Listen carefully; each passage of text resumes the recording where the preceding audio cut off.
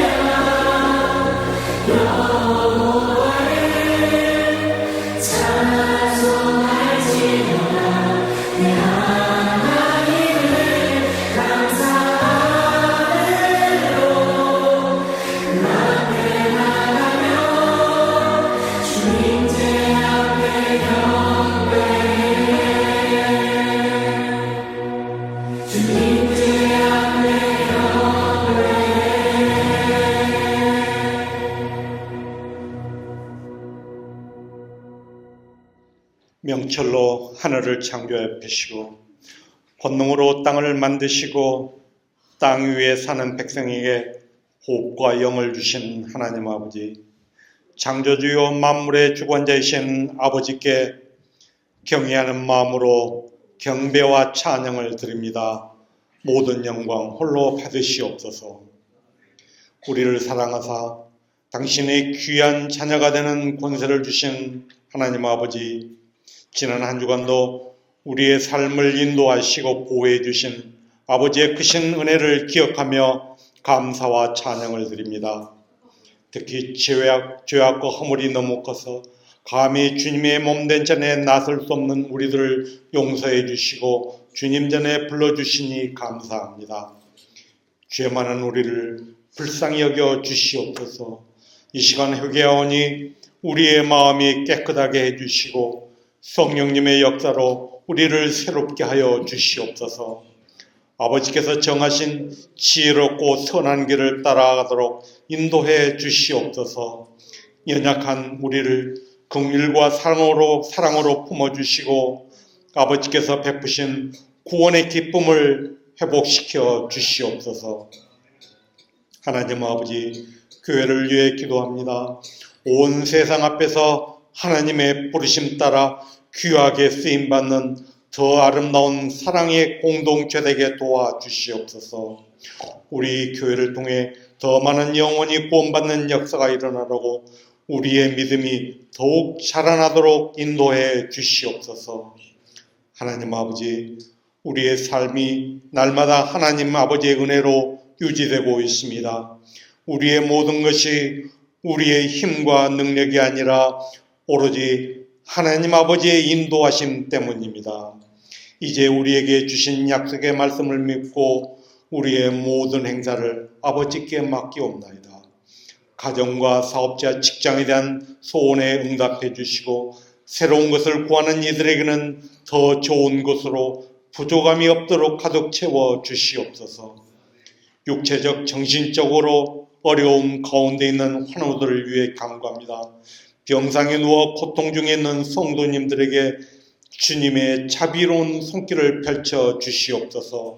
몸과 마음이 치유되고 회복되는 은혜 내려 주시옵소서. 치료하는 의료진들에게도 지혜를 주셔서 치료의 모든 과정이 잘 이루어지도록 인도하여 주시옵소서. 또한 새 생명을 선물로 허락하신 가정에 태어난 아기에게는 지혜, 명철, 건강을 허락하여 주시고 그 부모에게는 주의 교양과 훈계로 사랑하고 양육하도록 힘을 더하여 주시옵소서. 하나님 아버지, 예배를 위해 봉사하는 모든 손길들을 기억하시고 많은 은혜 내려 주시옵소서. 담임 목사님과 교회의 모든 사역자들께도 영육간의 강건함을 더해 주시어 하나님 쓰시기에 부족함이 없게 해 주시옵소서. 이 시간 이후의 교회의 모든 행사도 잘 진행되도록 함께하여 주시옵소서. 정성을 모아드리는 이 예배에 우리와 함께 하심을 감사드립니다. 아버지를 의지하여 간구하는 우리의 모든 소원에 응답해 주실 걸 믿사옵고 이 모든 말씀 우리 주 예수님 받들어 감사하며 기도드립나이다. 자, 이제 우리 함께 하나님의 말씀을 보도록 하겠습니다. 우리 사도행전 22장 1절부터 21절까지 오늘 길게 볼 내용인데요. 나중에 중간중간에 끝까지는 읽기는 하겠습니다만은 처음에는요, 우리 1절부터 5절까지만 우리 먼저 읽어보도록 하겠습니다. 사도행전 22장 1절부터 5절까지 먼저 같이 읽도록 하겠습니다. 1절 제가 먼저 읽습니다. 동포 여러분, 내가 이제 여러분에게 드리는 해명을 잘 들어주시기 바랍니다. 군중들은 바울이 히브리 말로 연설하는 것을 듣고 더욱더 조용해졌다. 바울은 말을 이었다. 나는 유대 사람입니다. 나는 길리기아의 다소에서 태어나서 이 도시 예루살렘에서 자랐고 가말리엘 선생의 문화에서 우리 조상의 율법의 엄격한 방식을 따라 교육을 받았습니다. 그래서 나는 오늘날 여러분 모두가 그러하신 것과 같이 하나님께 열성적인 사람이었습니다. 나는 이 도를 따르는 사람들을 박해하여 죽이기까지 하였고 남자든 여자든 가리지 않고 묶어서 감옥에 넣었습니다.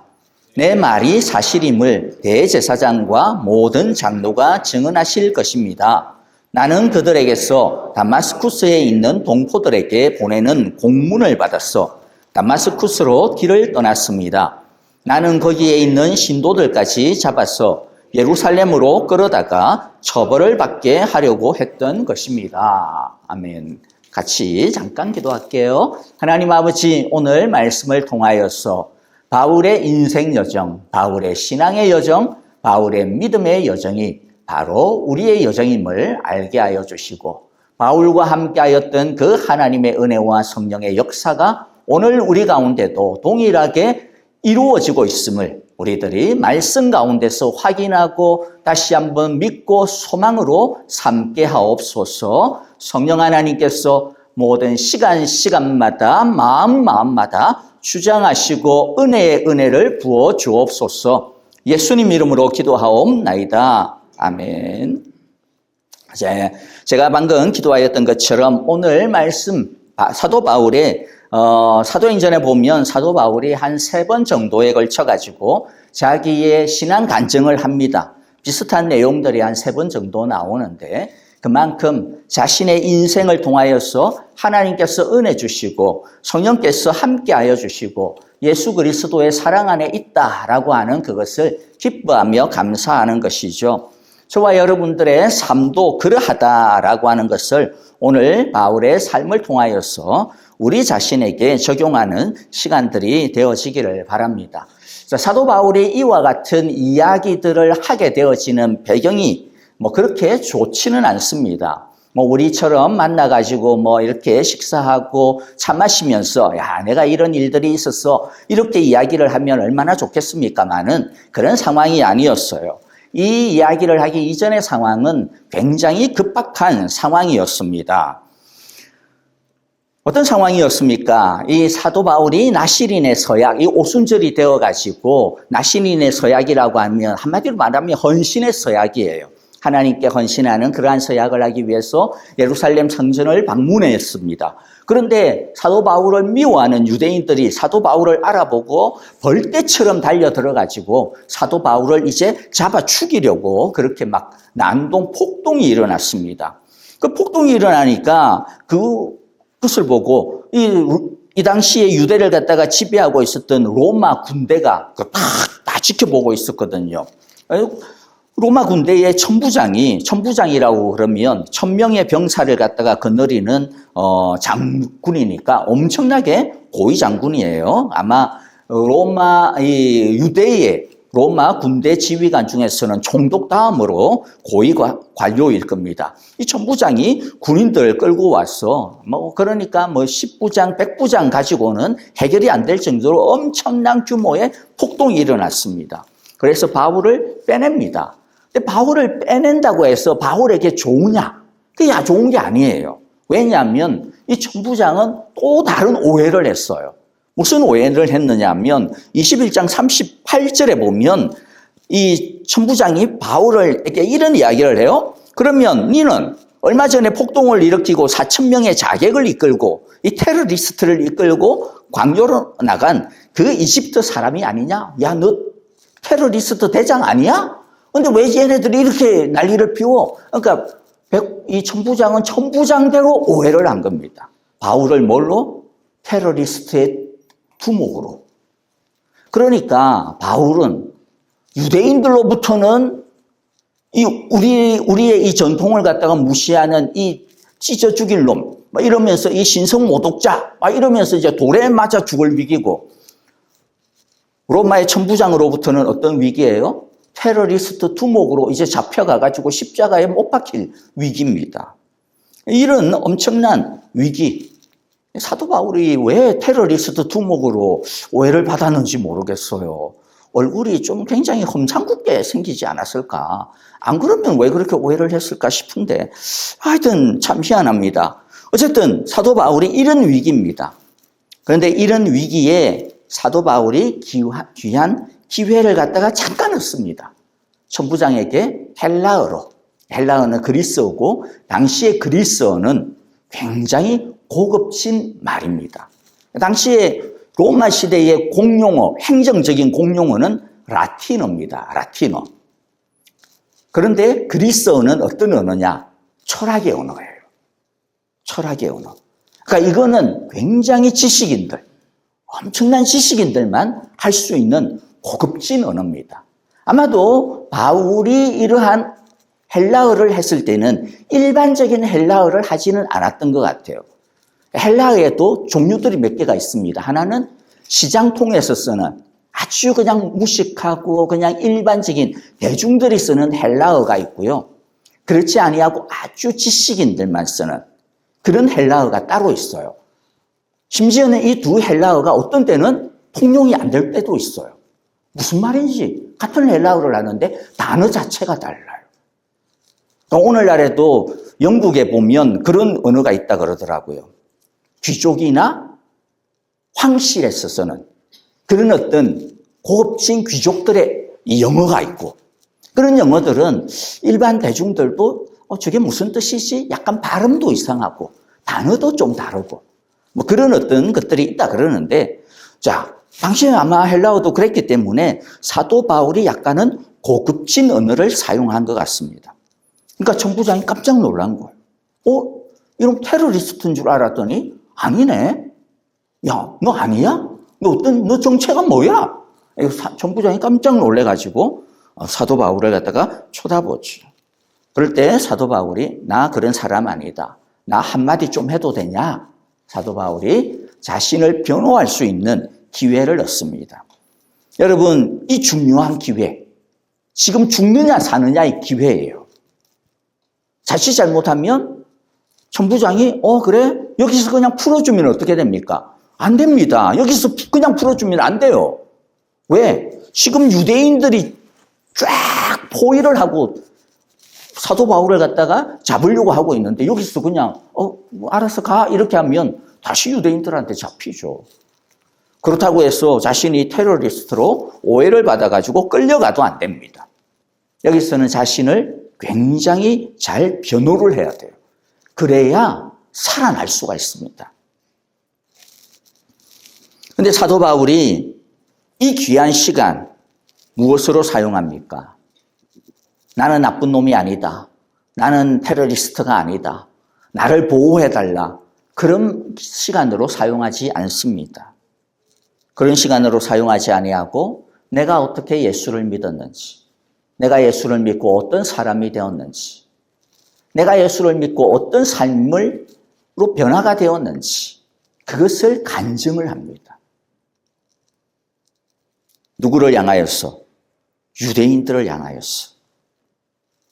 1절에 보면 그래서 자기를 죽이려고 얼굴이 뻘겋게 달아오른 유대인들을 향하여 뭐라고 이야기합니까?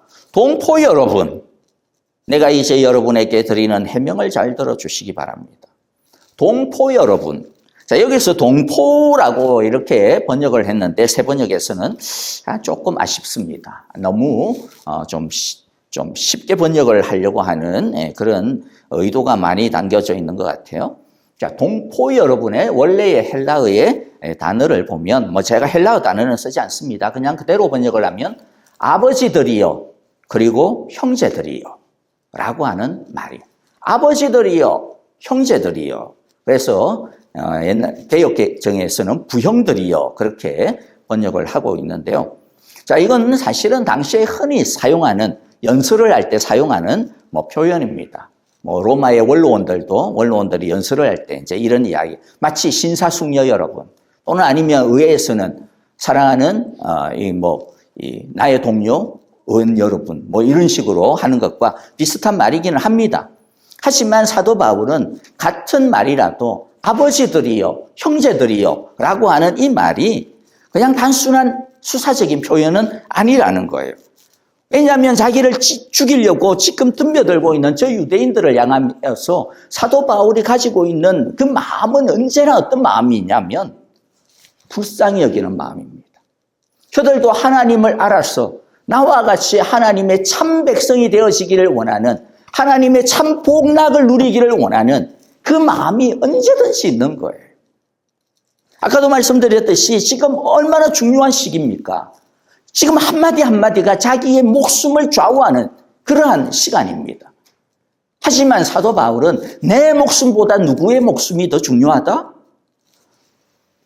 나를 갖다가 죽이려고 하는 저들의 목숨이 더 중요하다라는 거예요. 내 시간보다 저들의 시간이 더 중요하다. 그래서 나를 변호하기보다는 저들에게 정말로 예수님을 알려주고 싶다. 정말로 참 복음을 알려주고 싶다. 참 하나님의 복락을 알려주고 싶다. 그게 바로 동포 여러분, 아버지들이여, 형제들이여 라고 하는 말인 거예요.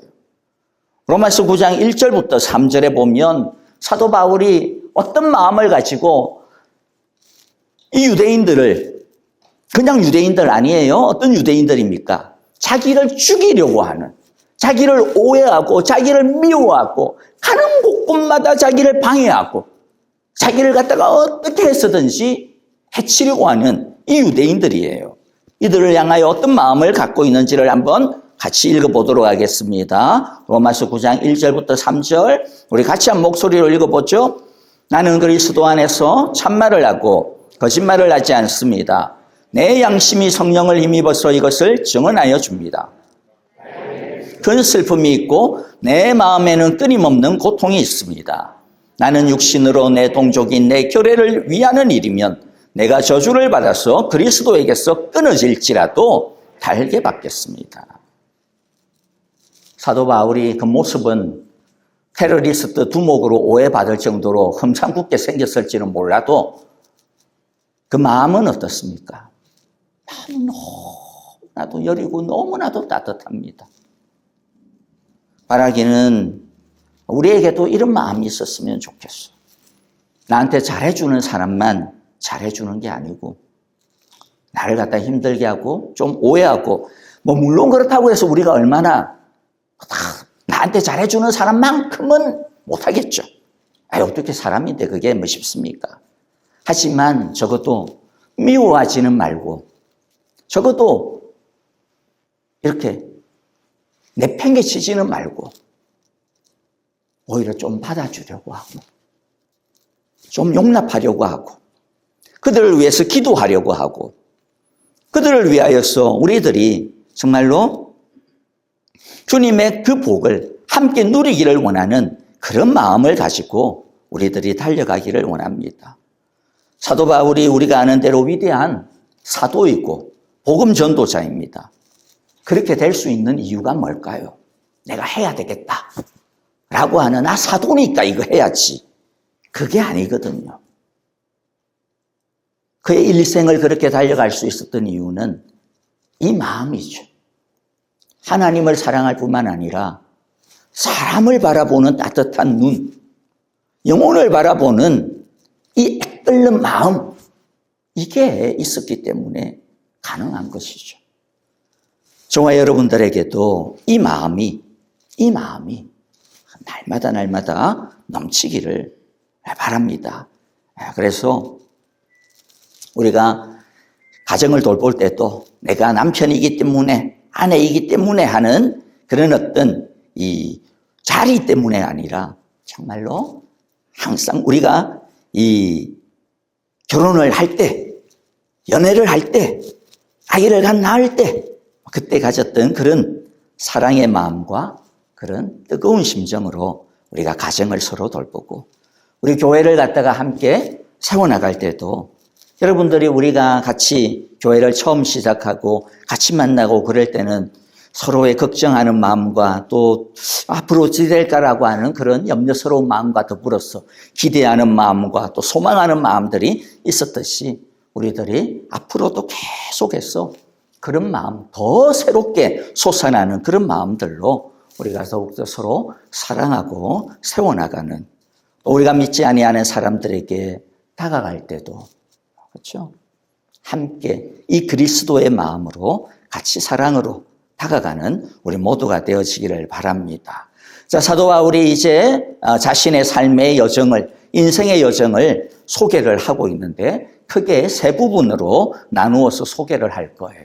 하나는 자기가 예수 믿기 이전의 모습이고, 두 번째는 자기가 어떻게 예수님을 믿게 되었는지, 세 번째는 예수 믿고 난 다음 자신의 삶이 어떻게 달라졌는지, 그와 같은 세 부분으로 나누어서 이야기를 할 텐데요. 우리가 그것을 한번 따라 보려고 합니다.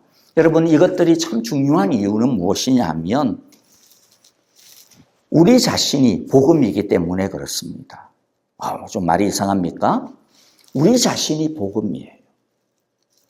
우리가 다른 사람들에게 예수님을 소개할 때 뭘로 소개하겠습니까? 우리가 가지고 있는 이 귀한 은혜들을 소개할 때 뭘로 소개하겠어요? 물론 말로 소개해야 되죠. 그래야 설명을 해야 알아들으니까. 하지만 그 말이 말 될 수 있는 이유는 무엇 때문입니까?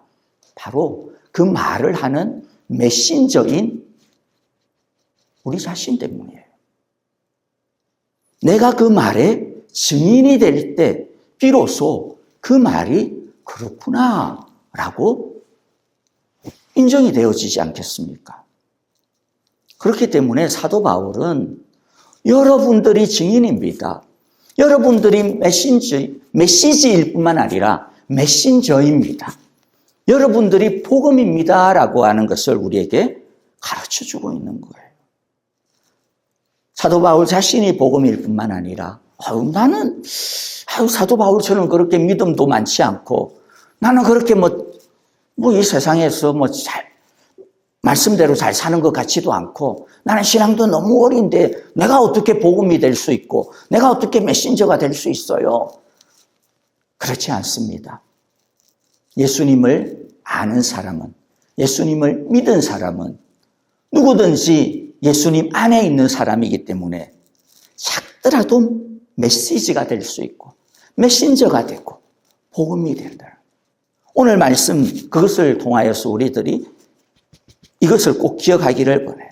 그래서 이 마음으로 사도 바울의 삶이 복음이 되었듯이 주님 나의 삶도 나의 모습도 복음이 되기를 원합니다.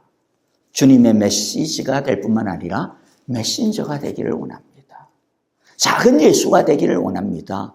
우리의 모습이 지금 그렇게 잘나지 않는다 하더라도 적어도 그런 마음을 가지고 오늘 이 말씀을 우리들이 긴 말씀인데 그렇게 길게 소개하기는 어렵겠죠. 이제부터 한 15분 정도 걸쳐서 각 단락마다 한 5분에 걸쳐 가지고 짧게 끊어서 이야기를 하겠습니다. 자, 어쨌든 꼭 기억해야 될 게 뭐라고요? 주님, 내가 복음이 되기를 원합니다. 주여 나를 복음 되게 하소서 라고 하는 이 마음으로 우리들이 꼭 기억하기를 원해요. 자, 먼저 우리가 3절을 보면 사도 바울이 어떤 사람이었는지를 소개하고 있는데요. 우리 3절을 갖다가 같이 한번 읽어보도록 하겠습니다. 여러분들 큰 소리로 읽어주시고요. 그 사이에 저는 물을 잠깐 마시고 우리 3절 같이 읽어보겠습니다.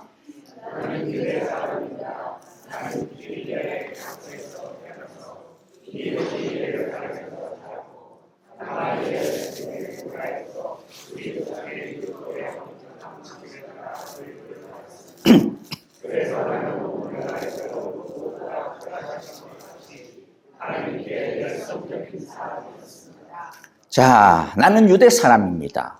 자, 이게는 다른 곳에서는 나는 베냐민 지파다. 이렇게 해도 더 추가해서 설명을 하죠. 우리한테는 별 감흥이 없을지 모르지만은 이것은 유대인들에게 굉장한 동질의식을 갖게 하는 자랑이었습니다. 유대인 중에 유대인이고 나는 성골 출신이다 이 말입니다. 나는 다른 피 섞이지 않았어. 왜냐하면 유대인들은 바벨론과 아수르에 멸망당하고 난 다음에 세계 각지에 흩어지면서 유대인이라고 하는 자긍심은 있었지만은 많은 사람들이 약간의 혼혈들이 돼 있었거든요.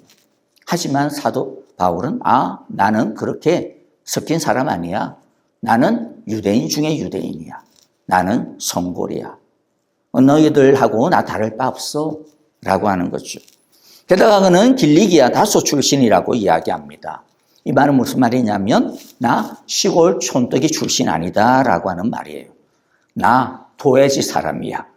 근데 도회지 사람일 뿐만 아니라 나는 굉장한 이 자랑거리가 있는, 왜냐하면 길리기아 다소라고 하는 이 도시는 로마 황제로부터 로마 제국으로부터 인정을 받은 로마의 도시입니다. 이 당시에는 모든 도시가 다 로마의 도시가 아니에요. 그냥 식민지죠. 하지만 로마가 특별히 몇 개의 도시들, 특히 자기들을 향하여서 정말로 충성을 다한 아주 몇 개의 도시들을 집어서 로마의 도시로 인정을 합니다.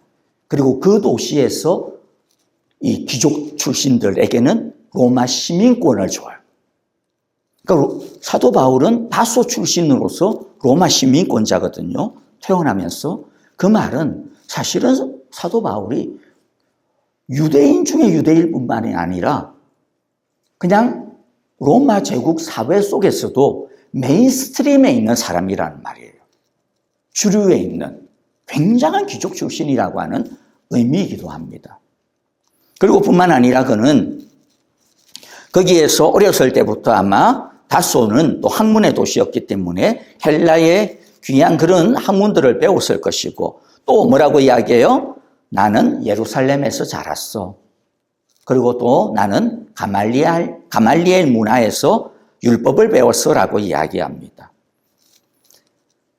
그들은 로마 제국의 상류 가문이었을 뿐만 아니라 그럼에도 불구하고 유대인의 정체성을 읽지 아니하는 매국노가 아니다 이 말입니다.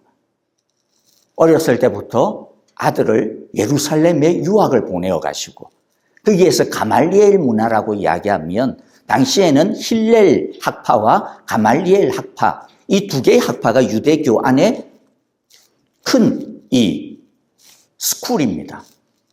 그러니까 일종의 힐렐은 좀 굉장히 스트릭한 더 보수적인 극보수적인 그런 학풍이고요. 뭐 오늘날 미국으로 따지면 어디라고 해야 될까요?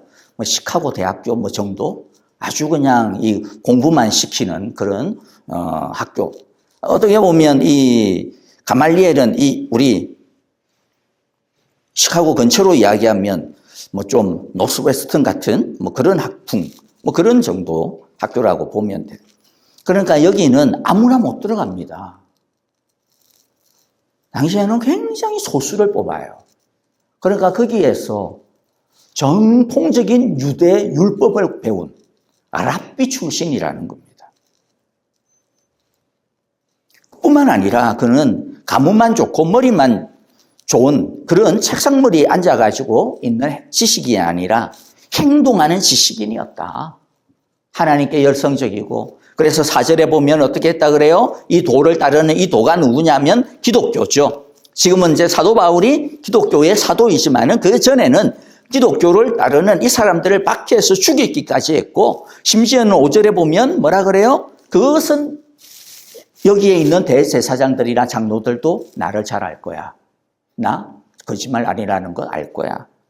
그리고 심지어는 다마스쿠스까지 가서 거기서 있는 신도들을 잡아다가 예루살렘까지 다시 끌고 와가지고 처벌을 받게 하려고 할 정도로 열정적이었다라고 하는 것이죠. 그런데 사도 바울이 이 이야기를 하는 것은 자랑하려고 하는 게 아닙니다. 자랑하려고 하는 게 아니라 뭐라는 거예요? 나는 이제 이것을 그 이전에 있었던 예수님 이전에 있었던 예수님과 상관없었던 하나님과 상관없었던 그 모든 세상적인 것에 대해서는 자기는 어떻게 생각한다? 빌립보서 3장 7절과 8절에 보니까 어떻게 생각한다? 7절에서는 해로운 것으로 여기고 8절에서는 어떤 것으로 여기고 똥오줌으로 여긴다 이 말입니다. 그렇다고 해서 여러분들 이 말을 오해하시면 안 됩니다. 이 세상의 것은 다 그러면 쓸모없는 거냐? 우리는 그러면 이 세상에서 그럼 도대체 왜 살아? 이렇게 또 생각이 들 수 있잖아요. 그렇죠? 뭐 우리가 이렇게 뭐 똥오줌물이고 뭐 그다음에 해로운 것이라고 한다면 왜 우리가 이렇게 굳이 그냥 돈 벌려고 애를 쓰고 그냥 뭐 장가 가려고 애를 쓰고 애 놓으려고 애를 쓰고 그다음에 뭐 또 성공해 보려고 애를 쓰고 그럴 이유가 뭐 있어? 그런 오해를 할 수도 있죠. 그런 의미가 아니에요. 왜 이게 해로운 것이고 똥오줌입니까? 주님 없기 때문에 그렇다라는 거예요. 주님 없으니까 이것만이 목적이 되었어. 이것만이 목표가 되어가지고 끊임없이 달려가는데 나중에 쟁취하고 나면 결국에는 어떻게 됩니까? 그것이 자기를 행복하게 해주지 못한다라는 거죠. 그것이 자기를 유익하게 조금의 유익은 있을지 모르지만은 조금의 행복은 있을지 모르지만은 좀 지나고 나면 또 다른 공허함이 또 다른 불안함이 또 다른 염려가 끊임없이 밀려오는 이 공허함의 바닥에서 헤어나지 못한다라는 겁니다. 왜? 그게 목적이 아닌데, 그게 최종적인 고울이 아닌데, 그걸 목표로 삼고 사니? 그렇더라는 거죠.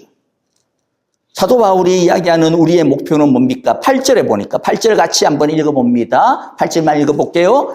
그뿐만 아니라 내 주 예수 그리스도를 아는 지식이 가장 고귀함으로 나는 그 밖의 모든 것을 해로 여깁니다. 나는 그리스도 때문에 모든 것을 잃었고 모든 것을 오물로 여깁니다. 그리스도를 아는 지식이 가장 고귀하다. 이 세상의 것들 우리 열심히 살아야 돼요. 열심히 여러분들 목표를 이루시고 달려나가십시오. 성공하시기 바랍니다. 그렇다고 해서 성공 못하더라도 너무 슬퍼하실 필요는 없어요. 왜? 그게 최종 골이 아니니까. 그거는 그냥 하나의 단계입니다. 과정입니다. 다른 말로 하면 수단입니다. 도구일 뿐입니다. 최종적인 골은 뭡니까? 내 주 예수 그리스도를 아는 것입니다. 더 예수님을 사랑하는 것입니다. 더 예수님을 믿는 것입니다. 더 예수님 안에 있는 그 기쁨을 누리는 것입니다. 그 예수님 안에 있는 그 행복을 누리는 것이죠. 우리는 그러니 사람 아닙니까? 그러므로 사도 바울이 오늘 이 말씀을 통하여서 우리에게 이야기하는 것은 그거죠. 이 세상에 있는 것들, 자랑할 만한 것들 많이 있지만 우리 그것 자랑하지 맙시다. 그것보다 예수님을 아는 것을 자랑합시다. 예수님을 사랑하는 것을 자랑합시다. 그 예수님이 나를 알아주시고 그 예수님이 나를 사랑해 주시고 그 예수님이 나를 기억해 주시고 나를 찾아오시는 것을 자랑합시다라는 것이죠. 그래서 6절부터 11절에 보면 자신이 어떤 인생의 강력한 터닝 포인트를 가졌는지를 이야기하고 있죠. 여러분들 우리 6절부터 11절 한 절씩 같이 읽어보도록 하겠습니다. 6절 제가 먼저 읽습니다. 가다가 정오 때쯤에 다마스쿠스 가까이에 이르렀는데 갑자기 하늘로부터 큰 빛이 나를 둘러 비추었습니다. 나는 땅바닥에 엎어졌는데 사울아 사울아 내가 어찌하여 나를 핍박하느냐 하는 소리가 들려왔습니다. 그래서 내가 주님 누구십니까 하고 물었더니 그는 나에게 대답하시기를 나는 내가 핍박하는 나사렛 예수이다 하셨습니다. 나와 함께 있는 사람들은 그 빛은 보았으나 내게 말씀하시는 분의 음성은 듣지 못하였습니다. 그때에 내가 주님 어떻게 하라 하십니까 하고 말하였더니 주님께서 내게 말씀하셨습니다. 일어나서 다마스쿠스로 가거라. 거기에는 내가 해야 할 모든 일을 누가 말해줄 것이다. 나는 그 빛의 광채 때문에 눈이 멀어서 함께 가던 사람들의 손에 이끌려 다마스쿠스로 갔습니다. 바울의 다마스쿠스의 길 위의 경험은 성경을 전체를 통틀어도 이런 일들은 별로 없습니다. 너무나도 기적적이고 희한한 경험입니다. 그래서 여러분들은 그러지 않으셨어요? 저는 어렸을 때 사도 바울이나 우리나 뭐 똑같다면서요. 하나님 그러면 나한테도 좀 빛을 비춰주세요. 나한테도 좀 뭔가 선동아 이런 소리 좀 들려주세요. 너무 진짜 원했습니다. 그러면 진짜 내가 막 하나도 의심하지 아니하고 하나도 막 헷갈리지 아니하고 진짜 죽으라면 죽을 수도 있겠다 그런 생각이 들었는데 아쉽게도 한 번도 그런 적이 없습니다. 목소리는커녕 바람 소리도 안 나더라고요. 그런데 여러분들 그렇다고 해서 너무 낙심하지 마세요. 성경은 보면요, 예수님은 우리는 이미 빛을 본 사람들이라고 이야기합니다. 우리는 이미 빛을 본 사람이다. 요한복음 8장 12절 우리 같이 읽어보겠습니다. 예수께서 다시 그들에게 말씀하셨다. 나는 세상의 빛이다. 나를 따르는 사람은 어둠 속에 다니지 아니하고 생명의 빛을 얻을 것이다. 사도 바울과 같이 물리적인 빛을 비춤받지는 못했을지 몰라도 우리에게는 예수님이라고 하는 성령님이라고 하는 말씀이라고 하는 빛이 비추었다는 거예요. 비추었기 때문에 우리들이 죄라고 하는 이 세상의 이 악이라고 하는 이러한 어둠에서부터 우리들이 빛을 향하여 살 수가 있는 거예요. 어둠 속에 있는 우리가 어떻게 주님을 믿었겠습니까? 빛이 비추었기 때문에 믿을 수가 있었던 거예요. 어둠 속에 있던 우리들이 어떻게 말씀의 진리를 향하여서 끌어갈 수 있는, 달려갈 수 있는 사람이 되겠습니까? 빛이 없는데 그 칠흑 같은 어둠 속에서 우왕좌왕 좌충우돌하다가 여기 깨지고 저기 깨지고 그럴 수밖에 없잖아요. 빛이 있으니까 어딘가로부터 무언가 한 줌의 빛이 비추니까 저기가 출구구나. 저기로 나가야 되겠구나. 비로소 나갈 수 있는 거죠. 우리 모두는 이미 빛을 받은 사람입니다. 그러니까 사도 바울처럼 나는 빛이 있었으면 이제는 그런 기도 안 하셔도 돼요. 왜? 이미 빛을 받았고 지금도 빛이 비추어지고 있고 태양이 아니라 전등이 아니라 말씀의 빛이 비추어지고 있고 여러분 안에 계시는 성령의 빛이 비추어지고 있고 음성은 어떻습니까?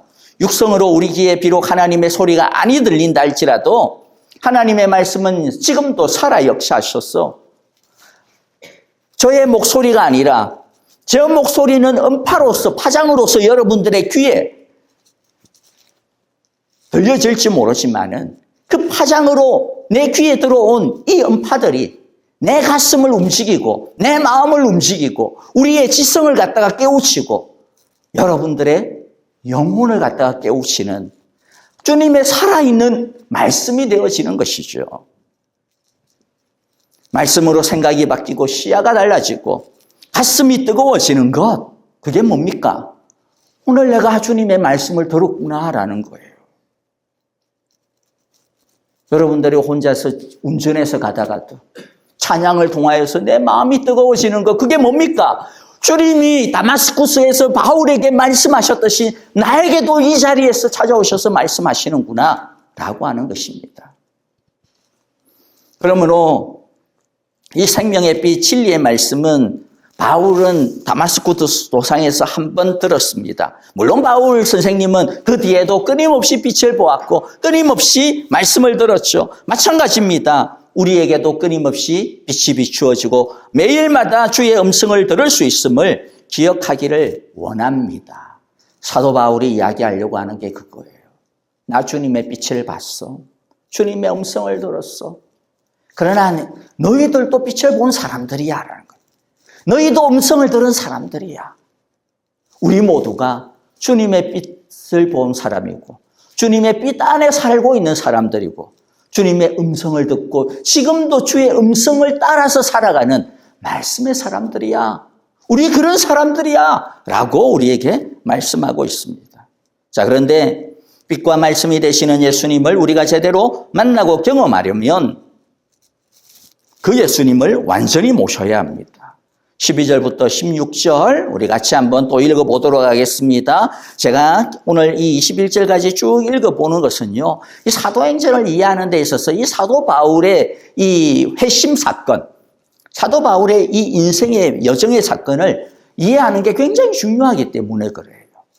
이거는 단순히 성경 지식을 이해하는 것뿐만 아니라 아까도 말씀드렸죠. 사도 바울의 인생 여정이 나의 인생 여정이다.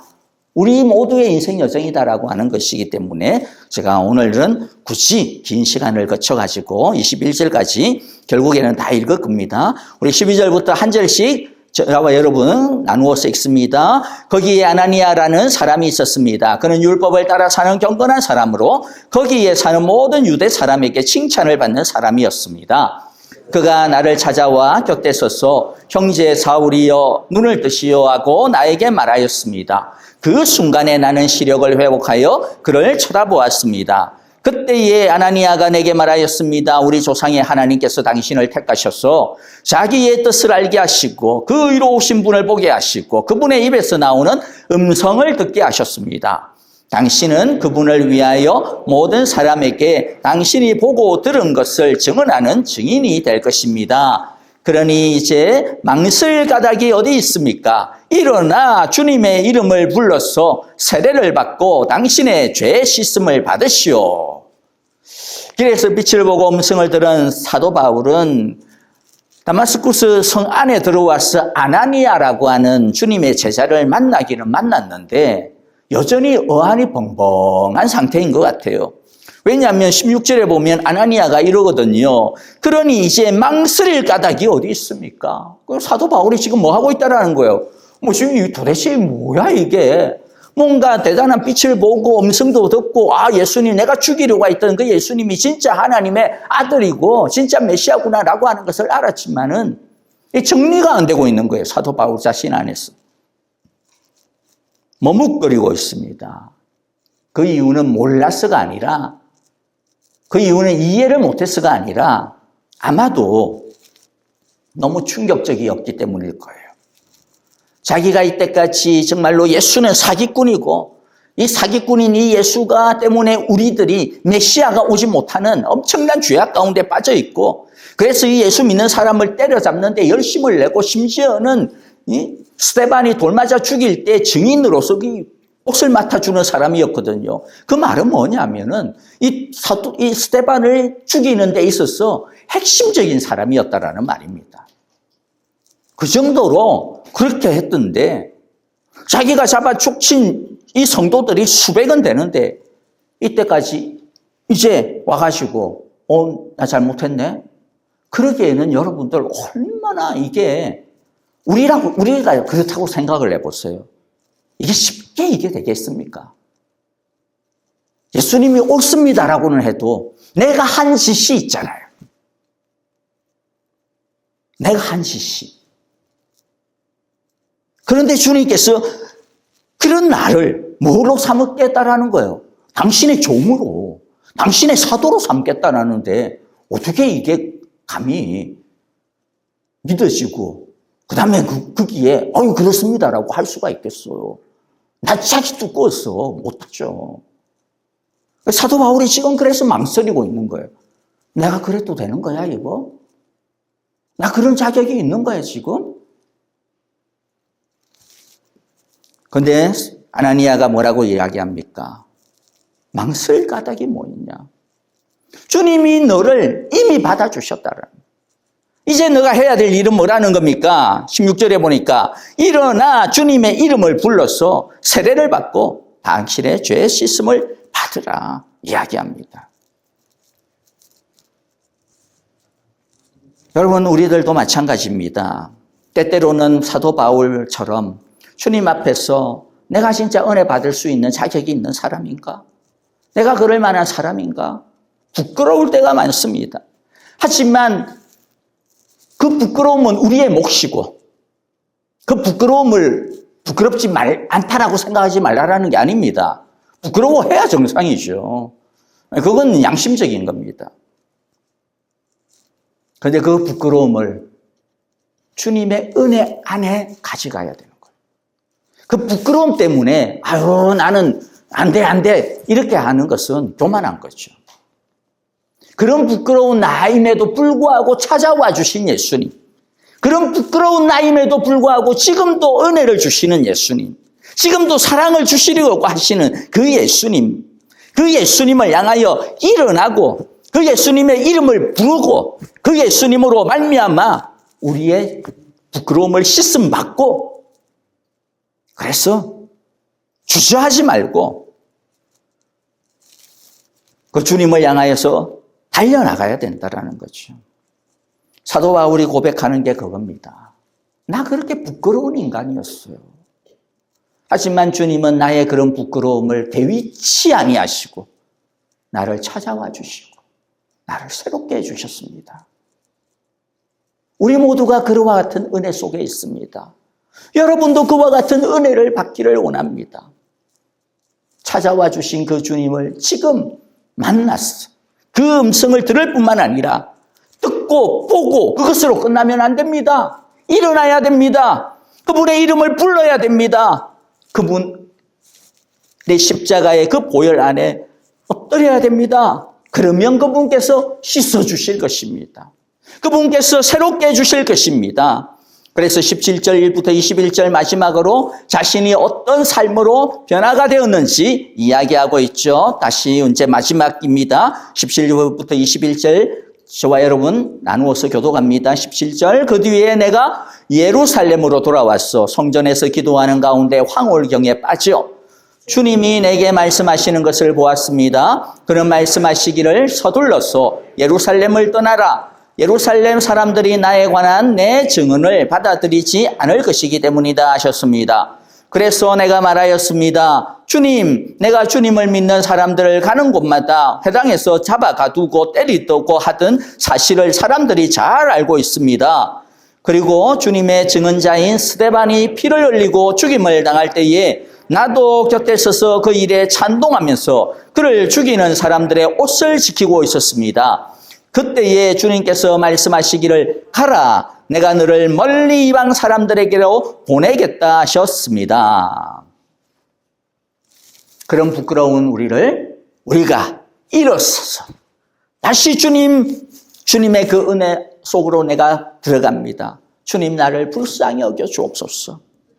자격 없지만은 나를 부르시는 주님, 나를 사랑하시는 한다고 하시는 그 주님만을 믿고 내가 주님께 나옵니다. 그럴 때 어떤 일이 있었다라는 거예요. 19절부터 20절에서 사도 바울이 고백하는 게 뭡니까? 나 이렇게 부끄러운 사람이었지만 21절에서는 뭐라고요? 내가 너를 멀리 이방 사람들에게로 보내겠다. 가라 하시는 거죠. 사도 바울은 그 말씀에 100% 순종하고 헌신합니다. 저와 여러분들도 마찬가지입니다. 예수 믿은 우리에게 주님께서 하시는 말씀은 뭘까요? 더 이상 머뭇거리지 마. 더 이상 과거에 매이지 마. 내가 스데반을 죽이던 사람인데요. 거기에 매이지 마. 너의 죄, 그것은 인정하고 그 부끄러움 변치 말고, 하지만 거기에 과거에 매이지 말고 일어나라는 거죠. 가라는 겁니다. 그래야 그게 믿음이라는 거죠. 저와 여러분들의 삶도 마찬가지입니다. 우리들도 여전히 살면서 부끄러움, 여전히 살면서 추함, 여전히 살면서 연약함에 많이 빠지죠. 그런 우리를 볼 때마다 자꾸만 멈칫거립니다. 나 같은 사람도 주님이 내 기도도 들어주실까? 나를 아실까? 나를 사랑하실까? 우리들은 위축됩니다. 하지만 주님 말씀하십니다. 일어나 가라. 내가 너와 함께 하겠다 말씀합니다. 저와 여러분들도 오늘 이 말씀을 따라서 멀리 이방 사람들에게로, 이게 뭡니까?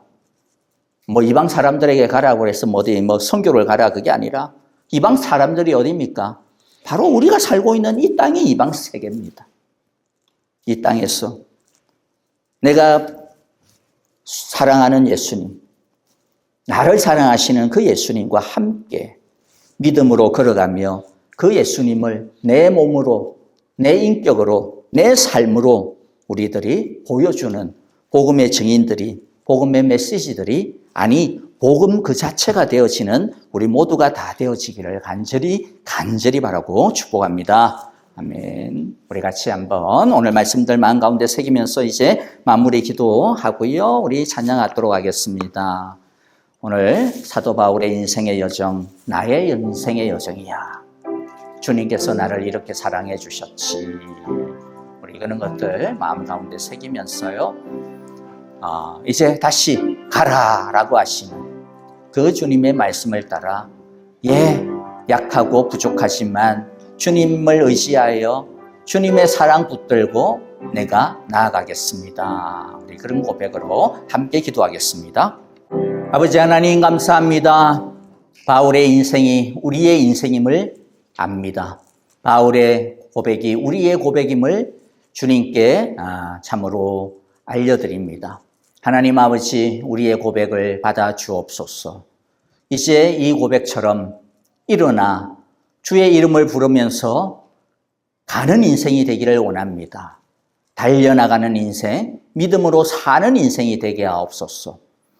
복음 그 자체가 되어지게 하여 주시고 작은 예수로 살게 하옵소서. 예수님 이름으로 기도하옵나이다. 아멘. 이제는 우리 주 예수 그리스도의 크신 은혜와 하나님 아버지의 귀하신 사랑하심과 성령의 인도하시며 한 걸음 한 걸음마다 늘 동행하여 주시는 신실하심이 이제 아무것도 아닌 우리를 주의 백성 삼아주신 그 은혜 기억하며 망설임 없이 주저함 없이 일어나 주의 이름을 부르고 그 주의 능력을 가지고 이 세상을 향하여 복음의 사람으로 작은 예수로 살아가기로 오늘도 주님 말씀 앞에 헌신하고 순종하는 귀하고 복된 모든 우리 사랑의 교회 성도들과 귀한 자녀들과 우리 생명의 모든 가정들 위해 이제로부터 영원토록 함께 계시기를 축원하옵나이다. 아멘.